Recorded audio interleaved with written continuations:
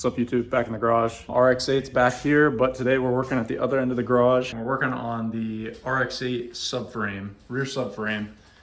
So I got this out in one of the last videos and I got it on my engine stand, and you know, it's like perfect working height now, so it's awesome. The big question whenever you swap an RX8, you know, anything that's gonna make a good amount of torque, the rear differential is a little bit of a question. From what I've seen from people in the groups that I trust, the differential actually will hold up. Now, I have an extra one. I'm debating whether I need to weld them for drifting or if the LSD will be fine. I'm probably just gonna weld them because I don't have to worry about it. The big thing here is if you're gonna use the stock differential, which I'm gonna attempt to just to keep costs down, is that the mounting does fail. And also the front of the differential is actually mounted by the power plant frame, which runs the whole way up to the transmission on the RX8.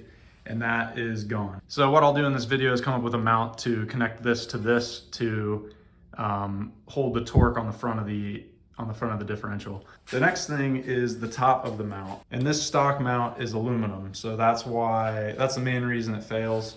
So what I've seen some people do is make almost an identical mount, same idea, still pivots in these bushings, but they'll make it out of steel and make it really rigid, and that probably is better than this. But I've also seen these fail. So the actual bracket that holds the bushings, I've seen nightmare pictures that those fail, and you know, once those fail, you're done. I think the better option, and what I'm gonna do, is to just rigidly mount this thing, reinforce the subframe. That way there's no thin metal holding the differential up, because I think that's probably the biggest problem. I could totally regret using the stock diff, I don't know, but for now I'm gonna try it and see if it holds up. I'm not planning on making crazy power with the LS. I'll just be running a stock tune to start. So from what I've heard, the stock differential will hold that and more. So as long as it's mounted right and mounted strong enough, I think I should be okay. So I'm not gonna waste too much more time. I'm gonna get into this. Enjoy the fab. What's up guys, it's the next morning. Do you ever work on something for a few hours and feel like you made no progress? Yeah, that was me last night. I actually started welding things onto this because I thought I knew what I wanted to do. And then I ended up cutting it all back off. So kind of starting from scratch this morning, but I have a pretty good idea of a better design than what I had. Originally, I was going to kind of box this in just to strengthen it. And then I also made this plate for my mount and drilled some holes in it. And I was gonna just brace that up to that box that I was gonna make around this. And then kind of changed my mind. So what I think I'm gonna do instead is, this actually goes up in here. And what I think I can do is this piece, I'm gonna fit this right up in this gap that's in this. And it should fit about perfect that I can weld the whole way along here and the whole way along the backside. And what that'll do, that'll give me a spot to mount here and also a spot to mount from this bolt. And then all I need to do for my cross braces here is I'm just gonna plate this section with some 3/16 flat stock. Same thing here, and weld right off of that. That's the plan. I didn't get too far last night, but I at least figured out what I needed to do. So one other thing, because the way I'm gonna mount this, the diff is gonna be underneath the mount, I'm gonna pull the diff up higher than what I think it needs to be. That way I can always space it down with some shims.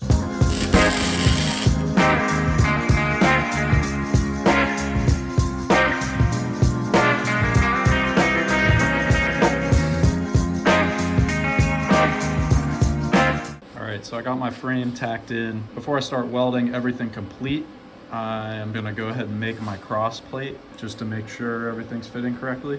I will say, and I was debating what I wanted to do last night. I didn't make these symmetrical with the subframe. I made them centered with the diff. I figured that was the best way to support it, symmetrical. That way each side's getting the same load whenever there's a torque on it. And I also did that because that's actually the way they centered it originally. These brackets are centered where the diff is, not necessarily centered to the subframe, as you can see. So I kind of kept the same way they did it.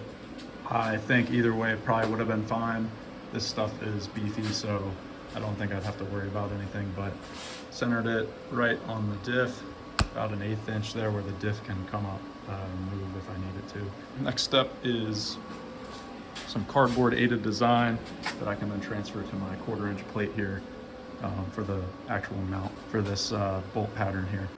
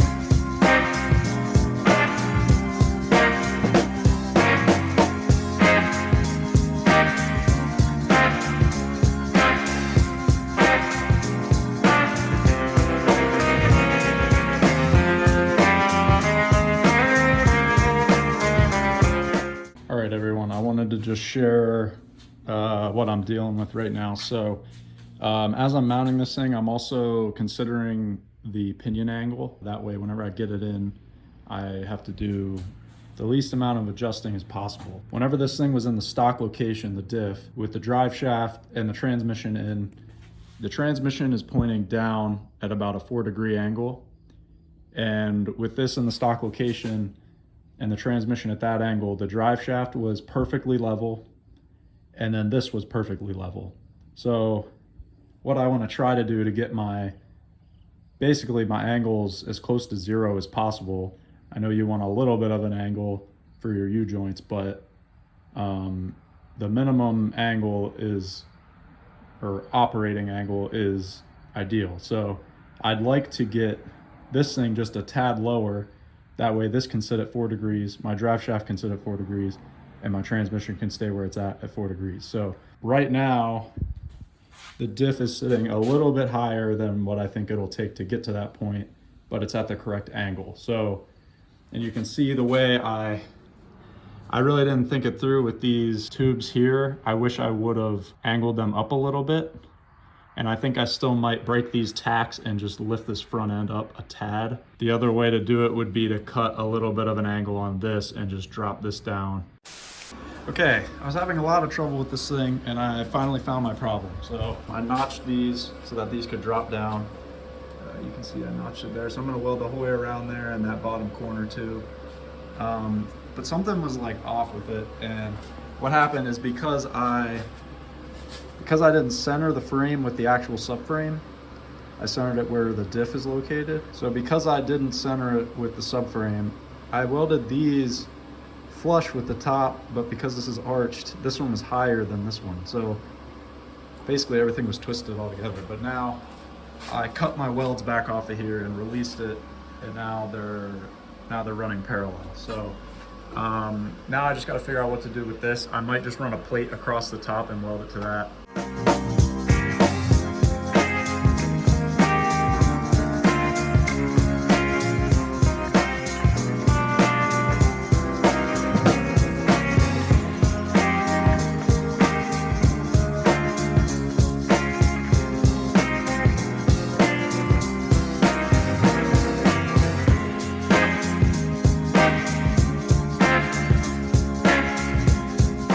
Thanks to my welding positioner here that I have, I got the main frame here all welded up. It was pretty tough to get into some of these, but I was able to get underneath. So now that that is welded, what I'm gonna do is just do some extra bracing over to the side of the subframe. And I think that should be about it.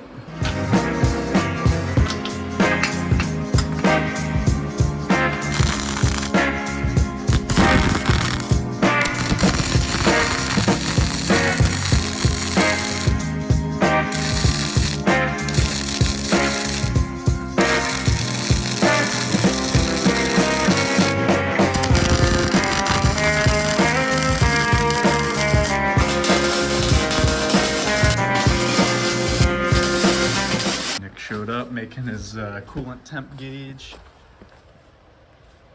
piece. Where's it going? In your the upper center console above the radio. in the door that flips up? Yeah. Nice. Heck yeah. All right, guys, so here's the finished subframe. So what I ended up doing was the two parallel tubes going across. I plated the subframe here and then 1/4 inch plate across with the bolt pattern. So that's a fixed mount. And then in here, because this part of the subframe is one arched and two, it's like split. So there's like tube frame here and then one other piece here. So what I did was actually stick a tube straight across here inside. It actually fit perfectly in there, welded on both sides of it. And that's what I mounted my diff to here. So just one tube coming down. I kept it nice and short because I figured short would be stronger. What I had to do here to get the right angle was actually notch my tube. So you can see it's actually not a full tube on the end here. So I notched it and that way it sat down lower. And then I have one cross brace on each side just to help the whole subframe stay stiff and not flex. And then I got nuts welded on the top there of this bracket. So, and that's 3/8 inch plate. So that's nice and stiff, not going anywhere. I ended up not doing a mount on this side because I kind of just, I could still add something. Like I have this tube and this plate that I could add in a brace in there just to take some of the load, but I really think the one mount and this is gonna be fine. This is like one little 10 mil thread bolt. So yeah, that's the final product. I feel good about it. I was able to get underneath for the most part and get everything welded. Some of them are a little rough, but that new welder I got is plenty hot. What I'm gonna do tomorrow is actually start working with the lathe that I showed in a previous video. And I'm gonna start making my poly subframe bushings. So that way this thing is just ready to go and then I can move on to the next project. So I actually started messing with the lathe tonight a little bit just to, you know, get ready for tomorrow. And the belt, I think the belt is as old as the lathe, so it didn't last long. But I did get a few cuts on some of that poly that I got, and it looks like I'll be able to do what I need to do. So I'm excited just to have some fun with that thing and make some bushings. So stay tuned for that video next. That's what I'll be doing tomorrow. So I'll get some footage of that. So thanks for watching. Like, comment, subscribe, and stay tuned for more cool stuff in the garage. See you later.